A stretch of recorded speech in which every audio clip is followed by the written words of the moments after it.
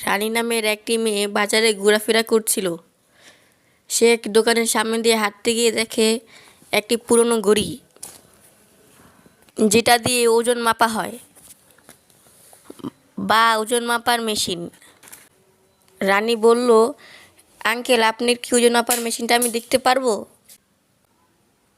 বিক্রেতা, একটি দয়ালু চেহারা বিশিষ্ট লোক, একটা মুচকি হাসি দিয়ে বলল, হ্যাঁ, দেখতে পারো, কিন্তু সাবধান।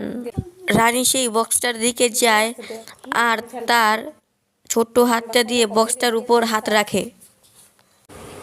রানী সেই ওজন মাপার মেশিনের উপর ওজন মাপতে যায়। রানী ওজন মাপতে দাঁড়া। এত ভারী কেন? কে আমার উপর উঠলো? রানী ভয় পেয়ে বলল, আরে, তুমি কথা বলতে পারো? আমি কথা বলতে পারি। আমার ব্যাটারি চার্জ একদম কম। আর মেশিন বলল, আমাকে চার্জে দাও। পার্ট 2 এর জন্য চ্যানেলটি সাবস্ক্রাইব, লাইক, কমেন্ট করো।